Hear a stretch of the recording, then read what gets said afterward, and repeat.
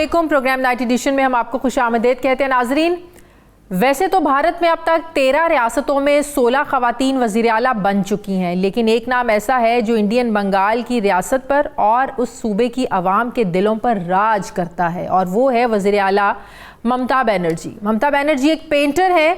उन्हें गैर मामूली सादगी के लिए जाना जाता है। आज तक कोई उनसे मेरिट से हटकर कुछ नहीं करवा सका।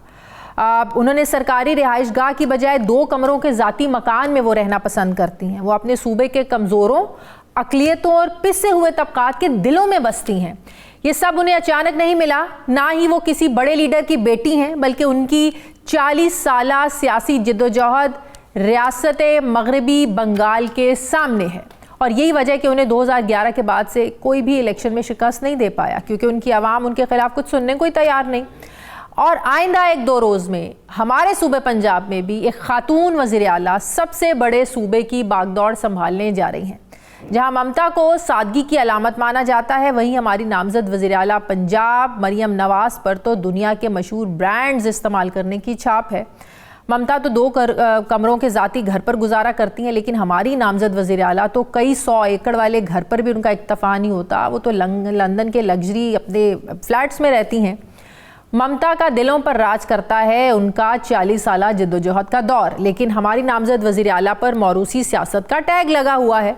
ममता वज़ीर आला होते हुए भी किताबें लिखती हैं और अपनी पेंटिंग्स बनाती है, जिन्हें बेचकर न सिर्फ वो अपना खर्चा चलाती हैं बल्कि पार्टी फंड्स भी देती हैं। लेकिन हमारी नामजद वज़ीर आला पंजाब के 2024 के गोशवारों के मुताबिक वो 84 करोड़ 25 लाख की मालकन है, जिनकी लाहौर में 1500 केनाल ज़मीन है, 17 लाख का सोना है। बल्कि उन पर तनकीद की जाती है कि उन्हें तो अपनी प्रॉपर्टीज़ का खुद भी इल्म नहीं। नाज़रीन, हमारी तो दुआ है कि वो भी भारतीय वज़ीर आला की तरह पंजाबियों के दिलों पर राज करें। सवाल यह है कि हमारी वज़ीर आला अपने कंफर्ट जोन से निकलकर आवाम को भारतीय ममता बनर्जी की तरह क्या उस तरीके से उनके दिलों पर राज कर पाएंगी, डिलीवर कर पाएंगी? बज़ाहिर तो मरियम नवाज़ के लिए वज़ीर आला बनना जितना आसान नज़र आता है, उनके लिए चैलेंजेस उतने ही मुश्किल हैं। मरियम नवाज़ के लिए चैलेंज होगा पार्टी को मुत्तहिद रखने का और पार्टी की खोई हुई साख को बहाल करने का। मरियम नवाज़ के लिए चैलेंज होगा शहबाज स्पीड को बीट करने का। मरियम नवाज़ के लिए चैलेंज होगा सूबे में गुड गवर्नेंस का। मरियम नवाज़ के लिए चैलेंज होगा जनूबी पंजाब के महरूमियां दूर करने का, जो हमेशा मुस्लिम लीग नून पर भारी ही साबित हुआ है। मरियम नवाज़ के लिए चैलेंज होगा नाराज और नौजवान वोटर का एतमाद बहाल करने का। मरियम नवाज़ के लिए यह भी चैलेंज होगा सियासी इंतकाम के खात्मे का। नाजरीन, इन तमाम चैलेंजेस के साथ एक बड़ा चैलेंज सियासी तौर पर पार्टी के अंदर उठने वाला है या उठ चुका है। अगर जो उनके वज़ीर आला पंजाब बनने में बज़ाहिर कोई मुखालिफत तो सामने नहीं आई, लेकिन उनके माजी के फैसलों और पॉलिसी को लेकर बहुत से सीनियर लीडर्स या तो मुस्लिम लीग छोड़ चुके हैं या फिर खामोशी से पीछे हट गए हैं। यह सिलसिला चौधरी निसार अली खान से शुरू होकर शाहिद खान अब्बासी, मिफ्ता इस्माइल से होता हुआ आसिफ करमानी और मोहम्मद जुबैर तक आता है। सवाल यह है, क्या वो सीनियर क़यादत को साथ लेकर चल पाएंगी और वो इन तमाम चैलेंजेस पर पूरा उतर पाएंगी? इसी पर मैं बात करूंगी। मुझे ज्वाइन कर रहे हैं मुस्लिम लीग नून के सीनियर रहनुमा राना तनवीर हुसैन साहब। जी अस्सलाम वालेकुम राना साहब। वालेकुम सलाम। राना साहब, कल का जो इवेंट हुआ पंजाब असम्बली में, वहीं से शुरू करते हैं। जिस तरह कल पंजाब असम्बली में घड़ी चोर के नारे लगे, आपको लगता है कि ये अच्छा जेस्चर दिया है मरियम नवाज़ साहिबा ने? क्या ये अच्छा ना होता कि वो ये नारे लगवाने की बजाय वो अपोजिशन को दावत देती, वो कहती कि आए हम साथ मिलकर चलते हैं, जो इंतकामी सियासत है हम इसको हमेशा के लिए दफन करते हैं, ख़त्म करते हैं। लेकिन जिस तरीके से कल शुरुआत की गई तो लगता तो ऐसे कि लड़ाई की शुरुआत ही मरियम नवाज़ साहिबा ने कर दी। क्या ये पावर शो करने का तरीका है सर? नहीं, शादिया जो पीछे काफ़ी अरसे से 6-7 साल से एक माहौल बनाया हुआ है पीटीआई ने या उनकी क़यादत ने, इमरान खान स्पेशली, उसका अभी तक असरात है पॉलिटिकल पार्टीज़ के, जहाँ सोसाइटी में है, माशरे में है, कौम में है। बिल्कुल उसने तकसीम करके रख दी है। और जिस तरह एक नई उसने सोसाइटी में एक नया कल्चर इंट्रोड्यूस कराया है, तो मैं समझता हूँ अभी तक उसके असरात है सारी पॉलिटिकल पार्टीज में भी और आप माशरे में लोग भी। इस कल्चर से क्यों इतना इम्प्रेस हैं? आप लोगों के लोग क्यों इम्प्रेस नहीं है, इम्प्रेस नहीं है। मैं कहता हूँ कि वही कल्चर जो है अभी उसके असरात हैं। आप जरा मेरे लफ्ज सुनेंगे तो समझ आ जाएगी। तो इंशाल्लाह जहाँ तक मरियम बीबी का तल्लक है या हमारी क़यादत का तल्लक है, मेरा बार बार कह चुके हैं कि हम सारी कौम को इकट्ठा करना चाहते हैं और सारी पॉलिटिकल पार्टीज, पॉलिटिकल फोर्सेस को भी साथ लेके चलना चाहते हैं। और उसका हमने जो जेस्चर दिया, या हमने इसको ये नहीं कि हम बात करते हैं, 2018 के इलेक्शन के बाद असम्बली में यही हमने जेस्चर दिया था कि हम धांधली से आप आए हैं, आप सिलेक्टेड हैं इमरान खान, लेकिन हम आपके साथ तावन करने को तैयार हैं, आपके साथ चलेंगे, आप काम करें। लेकिन वो जो हुआ वही हुआ जो उसका एक नेचर है। तो अभी जब मरियम बीबी हो जाएंगी इलेक्ट और वो अपनी स्पीच करेंगी, तो उसमें जो उन्होंने पहले भी एक स्पीच किया, तो उसमें आप देख लेंगे डेफिनेटली वो बात करेंगी इत्तेहाद की और आगे पंजाब के लिए काम करने की, इकट्ठे काम करने की और पंजाब को आगे लेके चलने। जिस तरह आपने चैलेंजेस का जिक्र भी किया है, बहुत बड़े चैलेंजेस हैं और इंशाल्लाह मरियम नवाज की जो ट्रेनिंग है या जो उसने काम किया, एक्सपोजर है एडमिनिस्ट्रेटिव साइड पे भी और पॉलिटिकल साइड पे भी, तो मेरा बहुत बड़ी उसकी स्ट्रगल भी है, पॉलिटिकल स्ट्रगल है। तो वो एक बड़ी मुश्किल राह से गुजरी हुई है। तो यकीनी तौर पे आप देखेंगे कि इन चैलेंजेस का मुकाबला वो करेगी। लेकिन आज भी मौरूसी सियासत का टैग लगता है, आज भी ये तनकीद है पाकिस्तान मुस्लिम लीग नून में कि क्या पूरी पार्टी में मरियम नवाज़ के अलावा कोई कैपेबल नहीं था जो वज़ारत आला का ओहदा संभाल सकता। मरियम नवाज़ साहिबा से बहुत ज़्यादा सीनियर जो लोग हैं वो पार्टी के अंदर मौजूद हैं, तो पार्टी के अंदर क्या और कोई किसी और के अंदर इतनी कैपेसिटी नहीं थी, कैपेबिलिटी नहीं थी? मेरा ख्याल है जहाँ इस किस्म की हालात हों, जिस तरह PMLN है या दूसरी पॉलिटिकल पार्टीज हैं पाकिस्तान में या सब कॉन्टिनेंट में या इर्द गिर्द भी नज़र दौड़ाएंगे, तो जो यूनिटी का सिंबल होता है वो अगर मतलब हमारे कायद नवाज शरीफ साहब हैं, हमारे पार्टी के भी सब कुछ वही हैं, तो मेरा ख्याल है कि वो उन्हीं को मैंने ये बल्दियात में भी देखा हुआ है कि यही बात करते हैं कि जी काउंसलर जो हैं बैठे ना, किसको चेयरमैन बनाना है, क्या करना है, ज़िले का हो या कुछ हो, तो कहता जी हमारी सबकी ख्वाहिश है, ग्रुप बने होते हैं, आप फिर मशवरा देते हैं कि आप अपनी फैमिली से लें, तो हम सारे मुतफिक हैं। तो ये एक यहाँ चीज़ है, आप इसको इग्नोर ना करें। हाँ, अलबत्ता जिसको आगे लगाया जाता है, जिस तरह मरियम बीबी है, अगर वो डिलीवर करेंगी, परफॉर्म करेंगी, वो मनवाएंगी कि हाँ मैंने अच्छी गवर्नेंस दी है, मैंने जो आपने बताया, मैंने चीज़ों को बेहतर किया है, पंजाब को आगे लेके गई हूँ और पार्टी को भी मैंने पंजाब में कैसे वो आगे पंजाब को किस लिहाज से वो आगे लेके जाना चाहती हैं? वो क्या आप लोग क्या समझते हैं कि मरियम नवाज़ को ऐसे कौन से खलाएं जो शहबाज शरीफ साहब ने छोड़े हैं जो मरियम नवाज़ को पुर करने हैं? नहीं, शहबाज शरीफ साहब का तो मेरा हाल बैनुल अक़वामी सतह पे इंटरनेशनल भी एक्नॉलेज करते थे कि शहबाज साहब के जो काम है, जो उनकी जिस स्पीड से काम करते हैं, जिस लगन से काम करते हैं, या जो उन्होंने परफॉर्म किया है, उसकी तो मिसाल मिलती है। कराची वाले कहते थे हमें शहबाज शरीफ दे दें तो हम बिल्कुल ठीक हो जाएंगे, हर कोई यही कहता था, चाहे मैं। तो ये एक प्रेशर होगा मरियम बीबी पे अपने चचा की परफॉर्मेंस को बीट करने का? नहीं, बीट क्या करना है, मैं समझता हूँ उसी को चीज़ के लेके आगे चलेंगी वो, क्योंकि मैं आपको बता रहा हूँ, तो उन्होंने आप एक बहुत बड़ा अपना एजेंडा दिया है। उस दिन स्पीच की थी उन्होंने पार्लियामानी पार्टी में अपनी, उन्होंने सारे जितने भी शोबे थे, जितने भी इधर हुकूमत में होती हैं महकमे हैं, या सेहत हो, एजुकेशन हो, हेल्थ का बेशुमार हो, उन्होंने उसमें बताया था कि मेरे प्रायोरिटीज़ क्या हैं। तो मेरा ख्याल है वो बड़ी क्लियर हैं, बड़ी क्लियर हेडेड हैं और उनकी डायरेक्शंस हैं। और फिर मियां नवाज शरीफ साहब बैठे हैं, शहबाज साहब बैठे हैं, वो डेफिनेटली जो उनका तजर्बा है या जो उन्होंने नवाज शरीफ साहब सिर्फ इसका मतलब है पीछे से बैठ के ज़ाहिर अपनी बेटी को सपोर्ट करेंगे और उनका फोकस पंजाब ही रहेगा फिर? नहीं, फेडरल गवर्नमेंट भी वो करेंगे, पहले भी आपको पता है, और इस दफ़ा इंशाल्लाह। हाँ, पहले भी लंदन से फैसले होते थे, बिल्कुल सही कह रहे हैं आप। नहीं, जब भी हमें ज़रूरत पड़ी हम उनसे मशवरे करते थे और हम करेंगे, क्योंकि उनका वो हमारे सरबराह भी हैं और उनका जो विजन है या उन्होंने जो परफॉर्म किया है 13 से 18 की गवर्नमेंट देखे ना, 17 तक थे वो 4 साल, तो पाकिस्तान जिस तरह 13 में हमें मिला था और 17 में किस तरह था, जीडीपी किधर थी, महंगाई दुनिया की कम तरीन 2% थी उस वक्त। तो ये आपके सामने रिकॉर्ड हैं। आपको लगता है कि इमरान खान का IMF को लेटर लिखना, क्या ये एक रुकावट बन सकता है IMF प्रोग्राम में? नहीं, मेरा नहीं ख्याल। देखिए उनकी एक अपनी उसका इमरान खान का तो उसने कब कोई ऐसा काम छोड़ा है जिससे पाकिस्तान को, हर वो उसने काम किया जैसे पाकिस्तान को नुकसान हो, चाहे वो गवर्नमेंट में हो या गवर्नमेंट से बाहर हो। तो अभी भी उसने यही काम किया है। पहले भी उसने शौकत तरीन के जरिए जो 200 रुपये होंगे फाइनेंस मिनिस्टर उनको कहा कि आप खत लिखें, तो आज उसने ये खत लिख दिया। तो मैं समझता हूँ कि IMF ने देखना है हमारी परफॉर्मेंस, उन्होंने देखना है कि उनकी कंडीशनैलिटी जो है वो क्या पूरी हो रही है, आगे उसी सिमत में जा रहे हैं। तो उन्होंने ये देखना है, ये तो नहीं देखना उन्होंने कि हमें इमरान खान कह रहा है तो इसलिए हम करते हैं। इमरान खान मैं नहीं समझता कि उसकी कोई क्रेडिबिलिटी है या उसका कोई लोकल स्टैंड आई है इस चीज़ के लिए कि वो कुछ चीज़। राणा साहब, आप लोगों को क्या लगता है कि पाकिस्तान पीपल्स पार्टी वफाकी काबीना में क्यों बैठना नहीं चाहती है, क्यों वजारतों का बोझ उठाना नहीं चाहती है?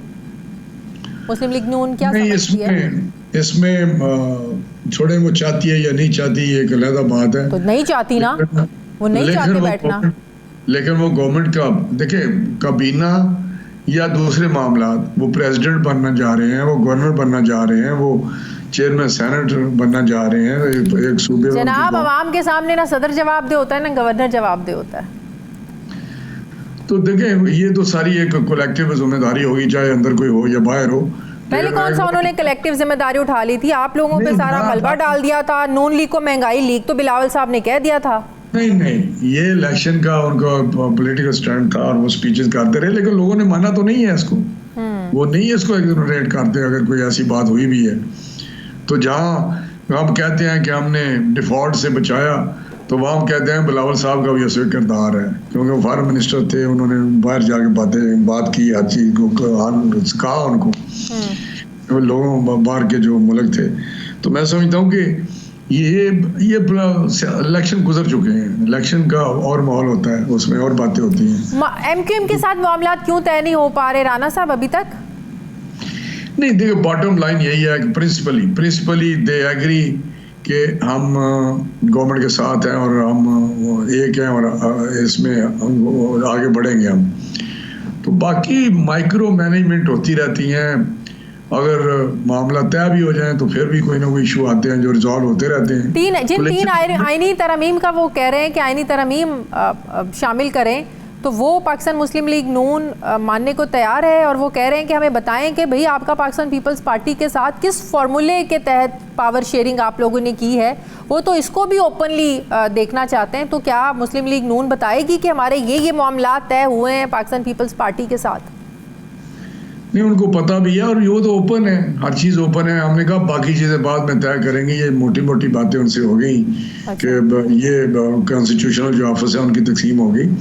बाकी आपने वो प्रेस रिलीज या हमारा देखा होगा जो प्रेस कॉन्फ्रेंस थी लीडरों की, बिलावल साहब की, शहबाज साहब की, जरदारी साहब की, तो उसमें ये था कि बाकी मामला जो माइक्रो मैनेजमेंट है या नीचे की सतह पे बाकी मामला तो हम बाद में करेंगे। तो ये चीज़ें बाकी रही। तरमीम की बात नहीं, तरमीम अगर कोई अच्छी हो तो होनी चाहिए, लेकिन उसके लिए 2/3 मेजॉरिटी भी तो चाहिए ना, हाउस में भी और सेनेट में भी।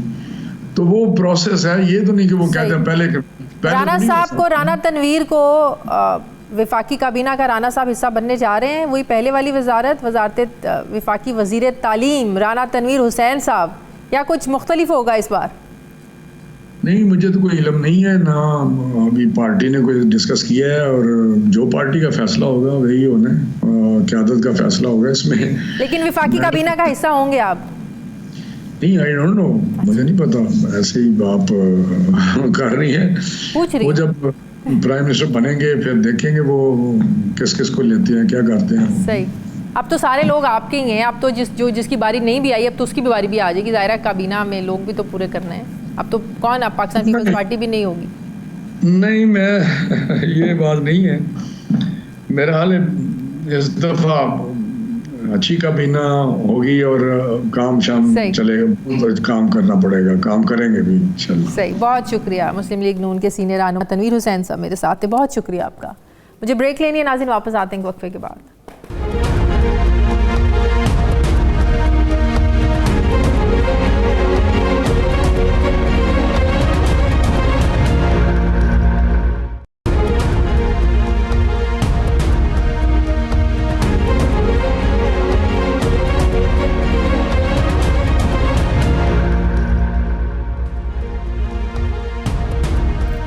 ब्रेक के बाद एक बार फिर से आपको खुशामदीद कहते हैं नाजरीन। जो मौजूदा सियासी मंजरनामा है, इस पर एक सवाल ये छाया हुआ है कि नून लीग और पाकिस्तान पीपल्स पार्टी की मखलूत हुकूमत बन तो जाएगी, लेकिन क्या वो चल भी पाएगी? सियासी मुबस्सरीन में से कोई इस हुकूमत को 1 साल देता है तो कोई 1.5 साल। मौजूदा मंजरनामे को देखते हुए सियासी जमातें हों या फिर तज्जियाकार, आपस में किसी एक बात पर इत्तफाक हो या ना हो, सारे एक बात पर ज़रूर अग्री हैं कि आने वाले दिनों में मुल्क में मज़ीद बेयकीनी पैदा होने का इम्कान है। जहां हुकूमत के इत्तेहादी जिम्मेदारियां लेने से डर रहे हैं, पीछे हो रहे हैं, वहां ऐसी कमज़ोर बैसाखियों पर कड़ी हुकूमत इमरान खान और उनकी अवाम में मजबूत जड़ों जैसे ये जो बड़े चैलेंजेस हैं, इससे कैसे निपटेगी? फिर वे फॉरवर्ड के तमाम रास्ते बंद गली की तरफ जा रहे हैं। इमरान खान बिला शिरकत गैर इक़्तिदार चाहते हैं, लेकिन ये सिस्टम को सूट नहीं करता। जोड़ तोड़ से बनने वाली मखलूत हुकूमत के लिए सियासी चैलेंजेस के साथ साथ मुआशी चैलेंजेस भी अभी से मुंह खोले खड़े हैं। पाकिस्तान में गैर यकीनी की रात तवील से तवील होती जा रही है। बीच में 8 फरवरी भी आया, इलेक्शन भी हो गए, लेकिन जो गैर यकीनी की सूरत हाल है, इसके आगे फुल स्टॉप कोई नहीं लगा सका अभी तक, क्योंकि धांधली के इल्ज़ामात इतने ज़्यादा लग गए हैं और इतनी शदोमद के साथ लग गए हैं, पूरे इलेक्शन ही मतनाज़े होकर रह गए हैं। इसी मुद्दे को लेकर तहरीक इंसाफ ने IMF को ख़त भी लिखा। बात ज़ाहिर है घर से गई तो इसका इम्पैक्ट क्या होगा? आम इंतखाबात में धांधली के ख़िलाफ़ होने वाले मुजाहरे तहरीक की सूरत इख्तियार करते हुए नज़र आ रहे हैं। आज कराची में जो कुछ हुआ मुजाहिरीन के साथ, वो भी हम सब ने देखा। सियासत नहीं रही है, ज़ाती दुश्मनी का रूप धार चुकी है। हर किसी ने एक दूसरे पर कांटा लगा दिया है। मुल्क की ज़रूरतें हद से ज़्यादा बढ़ चुकी हैं, लेकिन क्या करें, ख़जाना तो खाली है। पाकिस्तान को जहां IMF से नई डील का इंतज़ार है, वहीं ये भी ख़तरा है कि IMF की शराइत की वजह से मुल्क में महंगाई और बेरोज़गारी का एक तूफ़ान आएगा, जो पहले ही बैसाखियों पर खड़ी मखलूत हुकूमत के लिए ज़ाहिर एक चैलेंज बनेगा। सवाल ये है कि ऐसे में इमरान खान का IMF को ख़त लिखना, क्या ये दुरुस्त फ़ैसला है? IMF ही क्या दुरुस्त फोरम है जहाँ जाकर आप जो है वो अपने एतराज़ात तहफ़्फ़ुज़ात बता सकें और उनको इंटरफेरेंस की दावत दें, या फिर एक और सियासी ब्लंडर है ये? सवाल ये भी है कि पाकिस्तानी सियासत खुद को बंद गली में क्यों ले गई है? आगे बढ़ने का रास्ता क्यों नहीं तलाश किया जा रहा? PTI की मजबूत अपोजिशन की मौजूदगी में मखलूत हुकूमत का मुस्तकबिल क्या होगा? मैं बात करूंगी सीनियर सहाफ़ी तज्जियाकार हफीजुल्लाह न्याज़ी साहब मुझे ज्वाइन करें। अस्सलाम वालेकुम, बहुत शुक्रिया न्याज़ी साहब आपका। न्याज़ी साहब, इलेक्शन हो गए, जैसे कि मैंने अपने इंट्रो में भी कहा, इलेक्शंस भी हो गए, सब प्रोसेस भी हो रहे हैं, हुकूमत साजी का प्रोसेस भी आपने देखा। पंजाब असम्बली में भी हल्फ की बरदारी की तकरीब कल हो गई, आज सिंध असम्बली में भी हो गई, लेकिन एक जो गैर यकीनी की सूरत हाल है, ये छटने का नाम नहीं ले रही है। आपको क्या लग रहा है आने वाले दिनों में ये सूरत हाल किस तरफ जाती हुई नज़र आ रही है? हुकूमत का चलना ना चलना कितनी देर के लिए चल सकती है? और अगर तहरीक इंसाफ मजबूत शक्ल में अपोजिशन की सूरत में आ जाए तो क्या चैलेंजेस आपको नज़र आ रहे हैं? बहुत बहुत शुक्रिया। देखिए, बात यह है कि दो चीज़ें अलग-अलग हैं। जो आपने कहा गैर यकीनी, या जिसको मैं कहता हूँ कि अदम इस्तेकाम या पॉलिटिकल इंस्टेबिलिटी, ये अलग चीज़ है, और हुकूमत का चलना जो है या मुद्दत पूरी करना, ये अलग मौजूद है। ये बात तो खातिर जमा रखें कि ये गैर यकीनी और अदम इस्तेकाम की जो कैफियत है, अगर इसने मुल्क की सालियत को अंडरमाइन ना किया तो हुकूमत पूरे 5 साल पूरे करेगी, और अभी लिख लें, और उसी में पूरे करेगी जैसे इससे पहले ये 16-17 माह पहले कर चुकी है। और उसी तरीके से जिस तरीके से इमरान खान साहब की हुकूमत जो है, इसी तरह की गैर यकीनी और धांधली के सारे इल्जामात के साए में जब वो आई, तो वो भी तरीके से परवान चढ़ी और उसने भी अपना टाइम पूरा किया, और जब खत्म हुआ तो उसकी वजूहत जो थी वो और है, उस तक वजूहत पैदा हो गई इस हुकूमत का और एस्टेब्लिशमेंट का आपस के अंदर कुछ टकराव आ गया, जिसका इम्कान उस वक्त तक कम है या ना होने के बराबर है, जब तक इमरान खान साहब और एस्टेब्लिशमेंट का हेड ऑन मौजूद है, जो कि मौजूद रहेगा और जिसका खत्म होने का कोई इम्कान नहीं। बाकी IMF के पहले भी लिए प्रोग्राम और अवाम पे क़यामत टूटी है, फिर हर रिव्यू के ऊपर एक अवाम पे क़यामत टूटी है। और इसके अलावा IMF को जो है तब भी तरीके साहब ने अप्रोच किया था, शौकत तरीन की आपको ऑडियो याद होगी, बिल्कुल, बोसल लगारी साहब को और तैमूर झगड़ा साहब को, और उसके बाद तरीके साहब के आपको लॉन्ग मार्चेस भी याद होंगे, जो सिर्फ हुकूमत को हटाने के लिए और इसे इस्तीफा लेने के लिए उन्हें इस्लामाबाद में एक दफा 25 मई 2022 को 30 लाख बंदे लेके आना था, और फिर 26 नवंबर को तो वो फिर बहुत कुछ करना चाहते थे, वो आर्मी चीफ को भी जो अपनी मर्जी का लगवाना चाहते थे, और जेल में तहरीक को 2 हुकूमतें डिसॉल्व की गई कि हुकूमत जो है अनस्टेबल हो जाए, उस लिहाज से हुकूमत किसी तरीके से अनस्टेबल नहीं हुई, और वो अपना जो 16 महीने थे उसमें एक दिन भी उसने कम नहीं किया, बल्कि 1 महीना बढ़ा लिया कि डिसॉल्व अपनी मर्जी से करके। न्याजी साहब एक चीज बताएं, क्या ये जो कुछ इलेक्शंस में हुआ है, क्या सियासी जमातों का जो कॉन्फिडेंस है वो इस लिहाज से बढ़ नहीं गया? कारकर्दगी आप दिखाएं ना दिखाएं, आपको आप कोई डर खौफ नहीं है कि कारकर्दगी की बुनियाद पर हमें वोट पड़ेगा या नहीं पड़ेगा, क्योंकि जो कुछ 2024 के इलेक्शंस में हो गया है, इमरान खान को भी कोई कारकर्दगी का वोट नहीं था, वो और बहुत से अनासिर थे, लेकिन अब तो ये चीज आपको नहीं लगता तय हो गई है कि अब जिसको हुकूमत देनी है उसी को मिलनी है, अवाम के वोटों का कोई लेना देना है ही नहीं है? क्या सियासी जमातें क्या इस बात को मद्देनजर रखेंगी, कारकर्दगी का जो पॉइंट ऑफ व्यू है? देखिए, पाकिस्तान के जो मारूजी सियासी हालात हैं, ये उसके डायनामिक्स जो बहुत ज्यादा जो हमेशा जो हर जगह होनी चाहिए अवाम से मुताल्लिक, उससे जरा मुख्तलिफ है।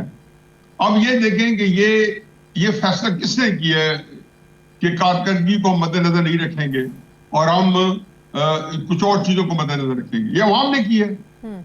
अवाम ने ही फैसला किया कि हम इमरान खान साहब से उसके मंशूर का नहीं पूछेंगे, इमरान खान साहब के दौर में कोई करप्शन हुई है या नाअहली हुई है या बदनिज़ामी हुई है या सफारती तन्हाई आई है, उसमें सवाल नहीं करेंगे, या नवाज शरीफ साहब की आई है 2018 से पहले कोई कमी पेशी रह गई, तो उसमें सवाल अवाम ने नहीं करना, क्योंकि सियासत हमारे पाकिस्तान के अंदर दहाइयों से अवाम जो है, दहाइयों से, मेरा ख्याल है कि मैं तो जब से मार्शल लग गया या फौजी मुदाखलत शुरू हुई है, उसके साथ ही सियासत की ये जहत जो है ये साथ क्रिएट हो गई है, और इसके अंदर जब सियासत आती है तो पाकिस्तान की अवाम को मैं दुनिया की इंतहाई बाशऊर अवाम को कहता हूँ कि वो अवाम जो है सियासतदान का साथ देती है, एस्टेब्लिशमेंट का जब भी सियासतदानों से मैच पड़ता है। आप देख लें कि जी 2002 में परवेज इलाही साहब की हुकूमत पंजाब में, जिसमें हम सारे एनी शायद हैं, हर एक ने गुन गाए, मुशर्रफ दौर जो था खुशहाली के दौर का लाया, तो क्या बना? या ज़ियाउल हक साहब के दौर के अंदर बेशुमार खुशहाली, बड़े बड़े प्रोजेक्ट भी शुरू हुए, अयूब खान के दौर में सारे बड़े प्रोजेक्ट लगे, क्या हुआ? क्यों नहीं लोग खाते में लाए? क्योंकि अवाम जो है सियासत जब आती है, सियासतदान बामुकाबला सियासतदान एस्टेब्लिशमेंट, तो वो उनका रुझान जो होता है या पॉपुलर जो रुझान होता है वो जुल्फ़िकार भुट्टो को मिलेगा, वो नवाज शरीफ साहब को मिलेगा, वो इमरान खान को मिलेगा। तो ये वो हकीकत है कि जिसका इदराक अगर ना करें, जाओ मर्जी आपकी। हाँ, जब बेनजीर और नवाज शरीफ आपस में लड़ेंगे और तीसरा बंदा जो है दखल तो किसी न किसी हद तक हर वक्त होता ही होता है, लेकिन इस तरीके से विजिबल ना हो जो 2018 में। लेकिन इस टाइम कोई ऐसी पार्टी एग्जिस्ट करती है तहरीके इंसाफ के अलावा जो मकबूलियत का वोट ले सके? कारकर्दगी तो एक साइड पे रह गई ना, कारकर्दगी का तो इस दफा पैमाना ही नहीं था वोट देना, पैमाने और बहुत सारे थे। क्या मकबूलियत का वोट और कोई पार्टी ले सकती है? ये मुझे ये बताइए, 2021 दिसंबर, चलो एक फर्जी महीना ले लें, फर्जी मफरूजा, उसमें तहरीक इंसाफ कहाँ थी? इतनी मकबूलियत, 3 साल पहले की बात है। Yes, you are very much right. आप बिल्कुल ठीक कह रहे हैं। उससे पहले आ जाए 2018 में नवाज शरीफ ने मकबूलियत का वोट ले लिया, इक़्तिदार नहीं मिला, कबूलियत का वोट नहीं लिया। क्राइसिस ये कि यही बात मैं आपको जो अर्ज करने की कोशिश कर रहा हूँ कि ये जो मकबूलियत है, ये मकबूलियत जिस वजह से है, Yes. वही उसके में रुकावट है। ये मैं पिछले 2 साल से जियो में अपने प्रोग्राम में कहता रहा हूँ कि हजूर जिस वजह से इमरान खान को मकबूलियत मिली है, वही उसको इलेक्शन के डब्बे तक नहीं पहुंचने देगी। क्योंकि इसलिए नहीं पहुंचने देगी कि इससे पहले मैं कई मिसालें हम पहले देख चुके हैं। मैं 53 से लेता हूँ ख्वाजा मोहम्मद अली बोगरा से लेके आज तक, ख्वाजा नाज़मुद्दीन को निकाले जाने से लेके आज तक, एक वज़ीर आज़म बता दें, एक वज़ीर आज़म का नाम बता दें जो एसोसिएशन की मदद के बगैर इक़्तिदार तक। आप बिल्कुल सही कह रहे हैं। यही बात हम कहते थे कि 2021 में तहरीक इंसाफ का जो पॉपुलैरिटी का ग्राफ था वो बहुत ज्यादा नीचे जा रहा था। अगर यही तहरीक इंसाफ को 5 साल पूरे करने देते तो आज सिचुएशन बहुत ज्यादा डिफरेंट होती। आज तहरीक इंसाफ की वो मकबूलियत ना होती, क्योंकि जाहिर है महंगाई, बेरोजगारी, बड़े बुरे हालात थे।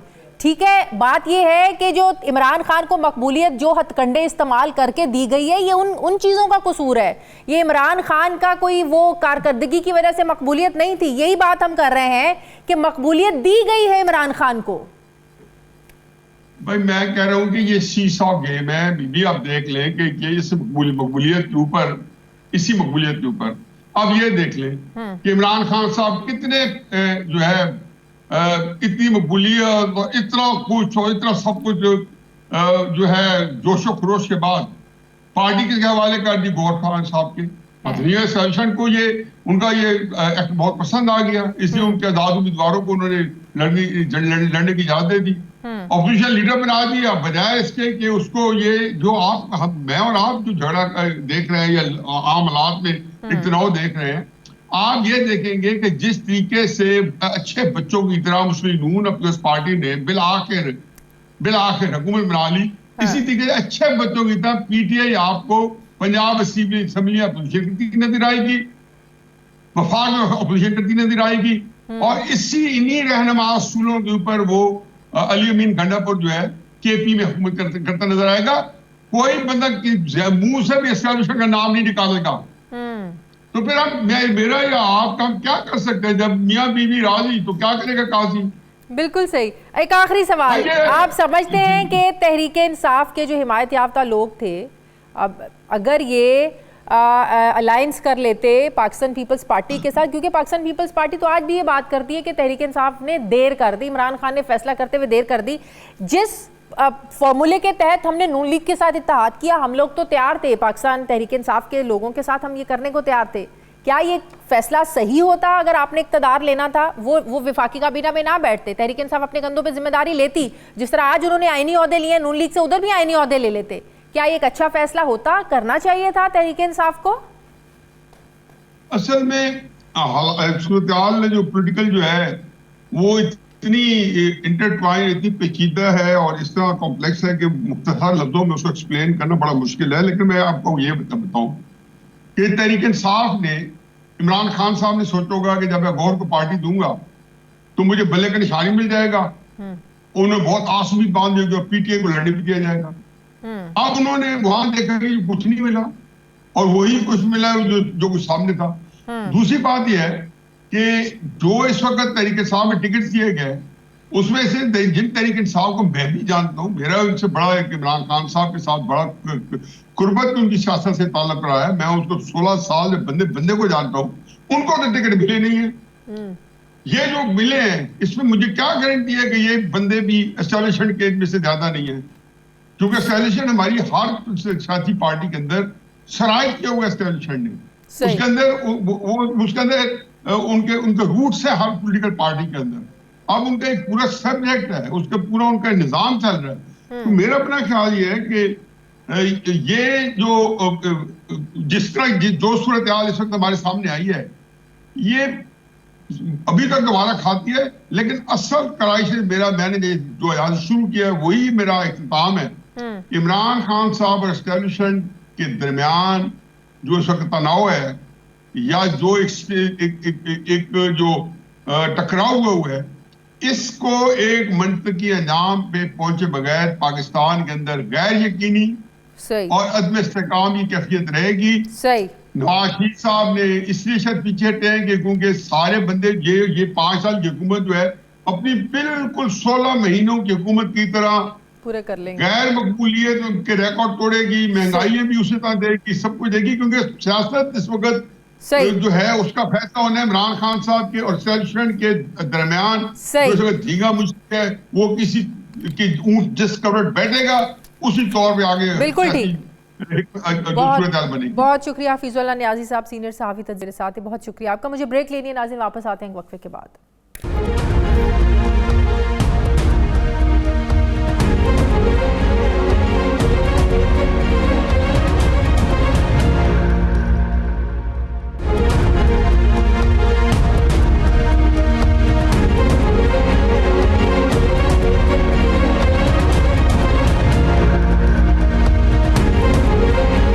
के बाद एक बार फिर से आपको खुशामदीद कहते हैं नाजरीन। नैब के खात्मे का मंशूर लिए मुस्लिम लीग नवाज़ ने अभी हुकूमत संभाली भी नहीं कि नैब ने अपना किबला सीधा रखने के SOPs भी जारी कर दिए हैं। ज़्यादा पुरानी बात नहीं है, माजी करीब में ही किसी ने नैब को पॉलिटिकल इंजीनियरिंग का टूल कहा तो किसी ने इसे पॉलिटिकल विक्टिमाइजेशन के लिए इस्तेमाल किया, लेकिन थोड़ा बहुत रंग ढंग बदल कर नैब का इदारा ताकत में रहा ज़रूर, और आने वाली हुकूमत के हक़ में और जाने वाली हुकूमत के ख़िलाफ़ इल्ज़ामात की ज़द में भी रहा।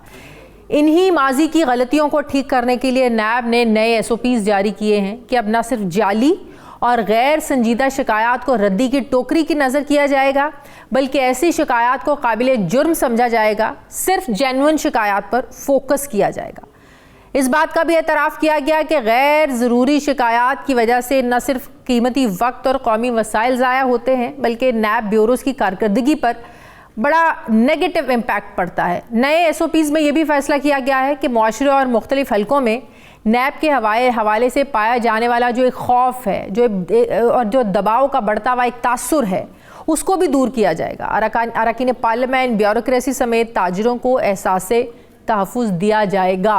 अब देखना ये होगा कि नैब अब अपने ही बनाए हुए नए रूल्स पर कितना और कैसे अमल करता है। ये अमर भी काबिल गौर है कि क्या ये पेशरफ्त एक ऐसे वक्त में ये जो सामने आई है जब वफाक में नई मखलूत हुकूमत आने के करीब है और इस हुकूमत को लीड कर रही है मुस्लिम लीग नून, जो नैब का खात्मा चाहती है। सवाल ये है कि क्या नई हुकूमत वाकई में नैब को ख़त्म करेगी या फिर इसे अपने रंग में रंग लेगी, क्योंकि हमने तो माजी में देखा है कि जब भी हुकूमत बदली, सियासत के लाडले बदले तो नैब के मुजरिम भी बदल गए। जिन हुक्मरानों के कहने पर नैब ने जेलें भरी, वक्त बदला तो उन्हीं को उठाकर नैब ने जेल में डाला।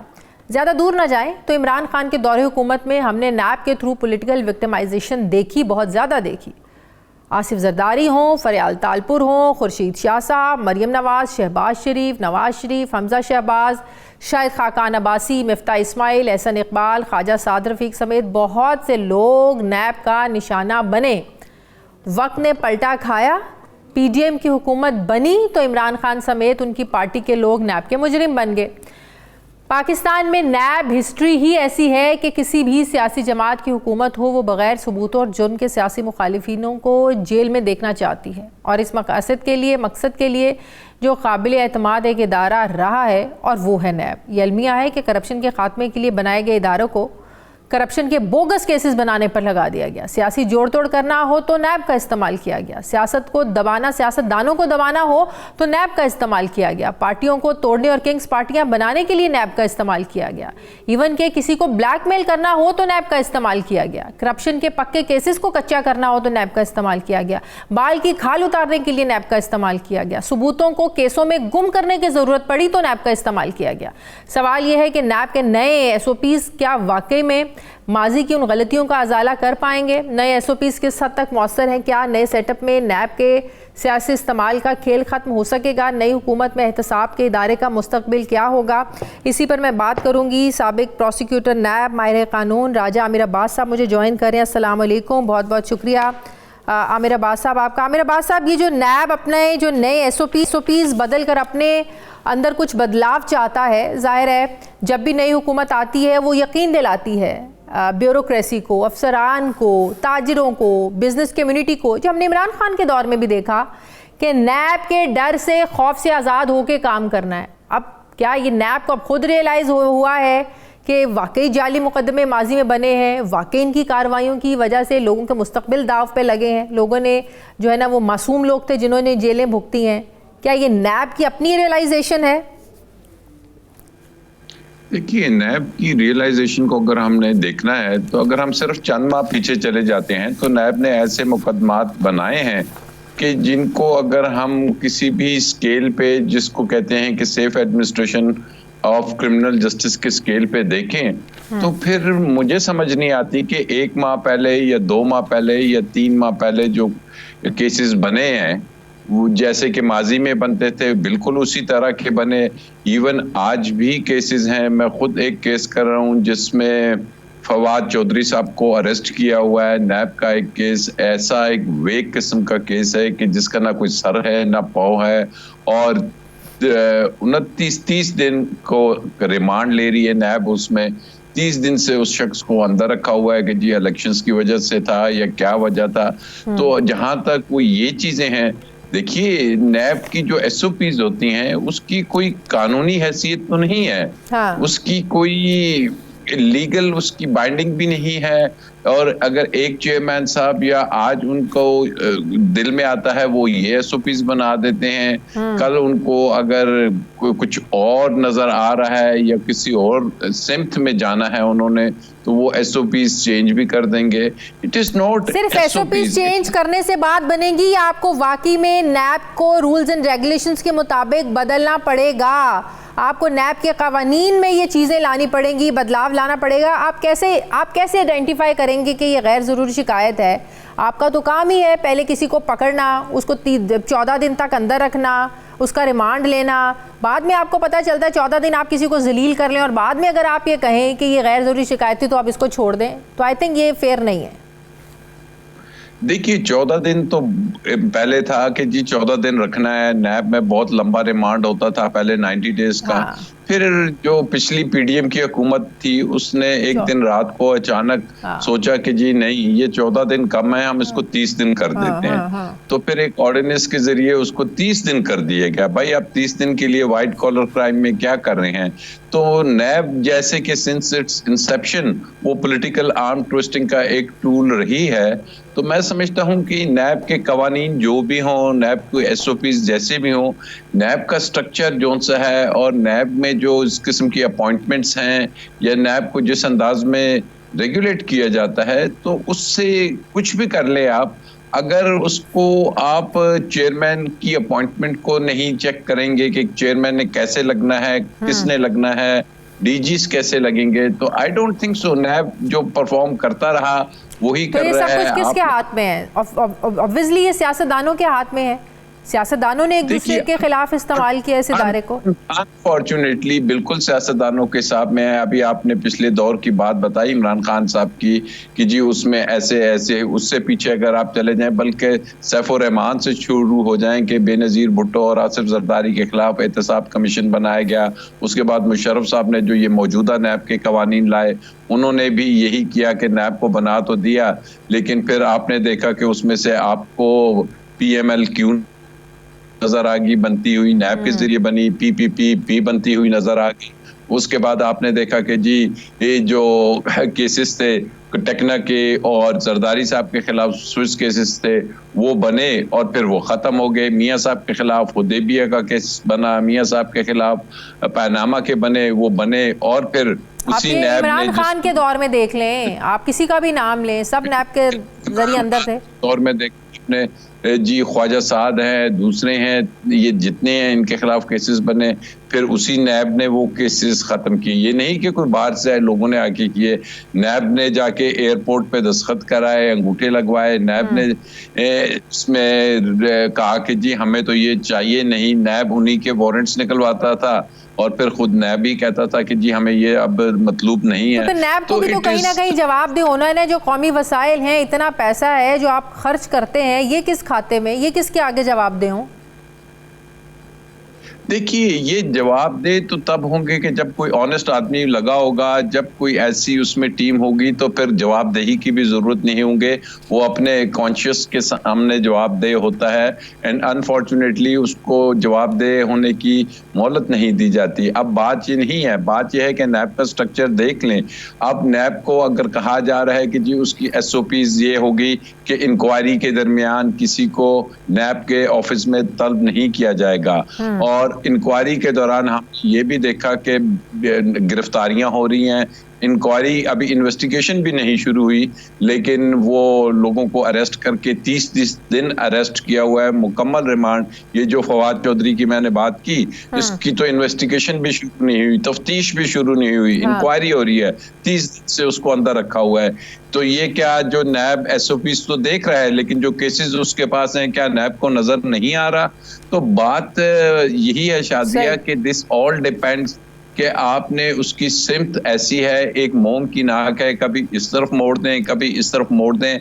अदरवाइज जो इंडिपेंडेंट इन्वेस्टिगेटिंग अदारे होते हैं, अब जैसे कि बरतानिया में है नेशनल क्राइम एजेंसी, उसको वहाँ की कोई ताकत, चाहे प्राइम मिनिस्टर हो, चाहे वहाँ का पार्लियामेंट हो, कोई उसको पूछ नहीं सकता, कोई उसको डिक्टेट नहीं करा सकता। तो but we are only focused on NAB. हम समझते हैं कि एक नैब फरिश्ता बन के बीच में आ जाएगा और मुल्क की सही कर देगा। आप बाकी अदारे भी देख लीजिए, FIA क्या कर रहा है, अदालतों में क्या हो रहा है। तो एज ए होल हम जब ये तमाम इदारों को देखते हैं, तो ये तमाम अदारों की सिमत, इलेक्शन कमीशन ऑफ पाकिस्तान को देख लीजिए, तो ये तमाम अदारों की सिमत जिस तरफ जा रही है, नैब भी उसी का एक हिस्सा है और हम सब उसी के एक हिस्सा है। तो अनफॉर्चुनेट बात यही है कि जब तमाम अदारे इस रुख पे जा रहे हैं, तो हमें जो दुरुस्तगी करनी है, वो उम्मीद थी हमें कि पार्लियामेंट से होगी। पार्लियामेंट में ऐसे लोग आएंगे कि जो कि इन चीज़ों के खिलाफ होंगे, करप्शन के खिलाफ, पॉलिटिकल विक्टिमाइजेशन के खिलाफ, और जो ये नहीं चाहेंगे कि मुखालिफिन की आर्म ट्विस्टिंग। बट अनफॉर्चुनेटली अब हम देखते हैं कि इस मौजूदा पार्लियामेंट, जिस पे ऑलरेडी इतना बड़ा क्वेश्चन मार्क लग चुका है, ये कैसे परफॉर्म करती है, लेजिस्लेशन कैसे करती है। बहुत शुक्रिया राजा आमिर अब्बास साहब मेरे साथ थे, बहुत शुक्रिया। नाज़रीन, यहाँ पर एक ब्रेक लेनी है, वापस आते हैं वक्फे के बाद।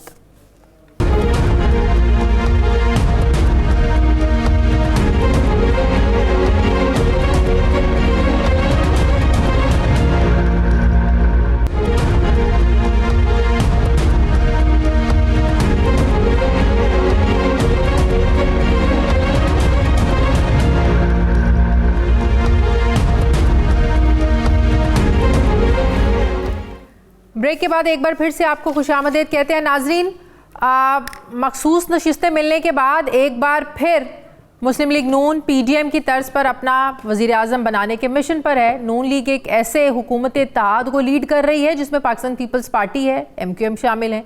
इन दोनों जमातों के दरमियान आज भी बहुत सारे इशूज़ पर मुखालफत भी चल रही है। सवाल ये है कि क्या गवर्नर्स के साथ साथ इत्तेहादियों के मसले ख़त्म करना भी ये मुस्लिम लीग नून की ज़िम्मेदारी होगी। MQM को शिकवा है कि मुस्लिम लीग नून ने अभी पीपल्स पार्टी के साथ तय पाने वाला पावर शेयरिंग फार्मूला उनके साथ शेयर नहीं किया, वो करना चाहिए। MQM मुतालबा कर रही है कि शराकत इक़्तिदार कैसे होगा, हमें भी एतमाद में लें। इस मुद्दे को लेकर नून लीग MQM के दरमियान मुलाकातें हो चुकी हैं, अभी तक फ़ाइनल कुछ नहीं सामने आया है। तासुर ये है, कहा जा रहा है कि नून लीग से MQM के जारी मुज़ाकरात में एक रुकावट है और वो है पाकिस्तान पीपल्स पार्टी। ये कहा जा रहा है कि MQM नून लीग से सिंध की गवर्नरशिप चाहती है, लेकिन वहाँ पीपल्स पार्टी हुकूमत बनाने जा रही है। MQM हुकूमत में शामिल होने के लिए 5 वजारतें मांग रही हैं। वो कहते हैं कि जितनी सीटें हैं उस लिहाज से हमें वजारतें भी मिलनी चाहिए, लेकिन नून लीग पाकिस्तान पीपल्स पार्टी को एतमाद में लिए बगैर कुछ देने की पोजीशन में नहीं है। 18वीं आईनी तरमीम पर भी MQM पाकिस्तान पीपल्स पार्टी आमने सामने है। ऐसे में सवाल उठ रहा है कि क्या हुकूमत साजी के लिए जारी मुज़ाकरात जो हैं, क्या ये किसी नतीजा खेज़ मरहले तक पहुंच पाएंगे या नहीं? क्या MQM ये समझती है कि बातचीत फ़ाइनल ना होने की वजह नून लीग नहीं पाकिस्तान पीपल्स पार्टी है? दूसरी तरफ वफाक में हुकूमत साजी का जो खेल है, ये भी बड़ा इंटरेस्टिंग फेज़ में दाखिल हो गया है। अक़लियत और ख़वातीन की 23 रिज़र्व सीटें मिलते ही नून लीग 107 नशिस्तों के साथ कौमी असम्बली की बड़ी जमात बन गई है, जबकि सुन्नी इत्तेहाद काउंसिल को मखसूस सीटें मिलेंगी या नहीं, इलेक्शन कमीशन किसी हतमी फैसले तक नहीं पहुँच पाया है। इसका स्कोर 81 पर ही रुका हुआ है। मखसूस सीटें मिलने के बाद कौमी असम्बली में पीपल्स पार्टी के अरकान की तादाद 68 हो गई है, जबकि MQM के पास 22 सीटें हैं। यानी अब नून लीग और पाकिस्तान पीपल्स चाहें तो MQM के बगैर भी वो वफाक में हुकूमत बनाने की पोजीशन में तो हैं। अब सवाल ये है कि पाकिस्तान पीपल्स पार्टी और नून लीग जो है वो MQM के बगैर इक़्तिदार ले लेते हैं, इनके बगैर हुकूमत बनाने का अगर फैसला कर लेते हैं, तो फिर जो MQM है उसके पास ऑप्शन क्या बचेगी? क्योंकि जो MQM की शराइत हैं वो बज़ाहिर तो ये लग रहा है कि मुस्लिम लीग नून भी उसके लिए राज़ी नहीं है, पाकिस्तान पीपल्स पार्टी भी राज़ी नहीं होगी, क्योंकि नंबर्स को देखें तो 107 नशिस्तें हैं मुस्लिम लीग नून की कौमी असम्बली में, 23 रिजर्व्स मिला के, और पाकिस्तान पीपल्स पार्टी के अरकान की तादाद रिजर्व में मिला के 68 होगी है। तो हुकूमत बनाने की पोजीशन में तो हैं, लेकिन अब देखना यह है कि इनकी शराइत पर अमल दरामद होता है नहीं होता, पावर शेयरिंग फार्मूले का जो ऊंट है ये किस करवट बैठेगा। 1-2 दिन में सारी सूरत हाल जो है वो वाजे होकर हम सबके सामने आ जाएगी। नाज़रीन, प्रोग्राम का वक्त, फीडबैक दें, अपना ख्याल रखें, मुझे इजाज़त दें, अल्लाह हाफ़िज़।